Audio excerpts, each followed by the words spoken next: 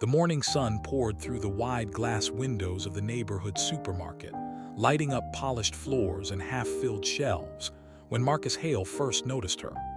He stood near the checkout line in a tailored gray suit, the kind worn by men who controlled boardrooms and budgets, yet his eyes looked tired, hollow, and painfully alone. As chief financial officer of a global tech firm, Marcus was respected, feared, and wealthy beyond comfort. But none of that softened the quiet ache that followed him everywhere. That ache tightened in his chest when he saw a young woman at the customer service counter, clutching a small can of baby formula with shaking hands, her shoulders slumped as if the weight of the world rested there.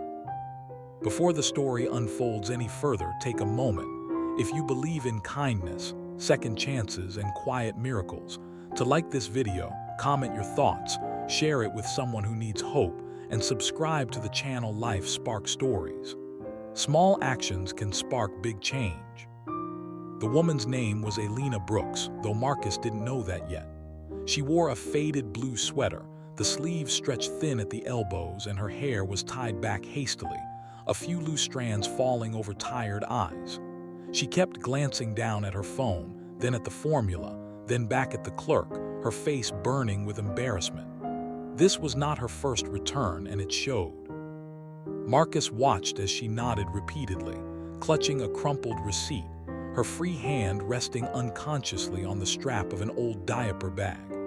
Inside that bag was her entire world, her 6-month-old son, Jonah, waiting in the car with a neighbor because she couldn't afford a sitter. Elena's struggle had been quiet and relentless. After her husband died in a construction accident, medical bills and rent swallowed her savings in months. She worked mornings at a laundromat and afternoons cleaning offices, but formula prices had risen again, and this week, something had to give. Returning that can felt like failing her child, yet she had no choice. The clerk processed the return without cruelty, but without warmth either, and the register drawer opened with a sound that echoed far too loudly in Elena's heart. Marcus had closed billion-dollar deals without blinking, but this simple scene unraveled him. Years earlier, he had lost his wife and unborn daughter in a late-term complication, a grief so deep he buried himself in spreadsheets and earnings calls to survive. Seeing Elena now, standing in daylight with nothing to hide her pain, stirred something he thought was long dead. He followed her outside, the sun reflecting off parked cars and shopping carts, the normalcy of the day making the moment feel unbearably real.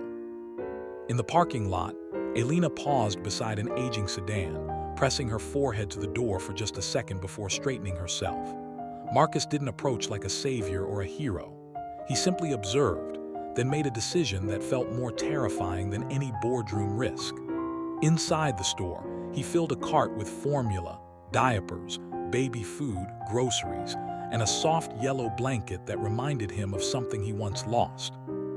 He paid without hesitation and returned to the lot, where Elena froze when she saw him. He placed the bags gently by her car, careful not to overwhelm her, careful not to shame her. The look on her face shifted from confusion to disbelief to something dangerously close to breaking. Marcus didn't offer speeches or promises. He offered dignity. He handed her a card, not with his title boldly printed, but with his name and a simple note written on the back, telling her she was not invisible and that help did not mean weakness. What Marcus did next changed everything, not because of money alone, but because of presence. Over the following weeks, he arranged childcare assistance through a foundation he quietly funded, connected Elena with stable daytime work at his company's community outreach center, and ensured Jonah never lacked what he needed. For the first time since her loss, Elena slept without fear of the next morning. For the first time in years, Marcus felt the ache inside him loosen, replaced by something warmer, something alive.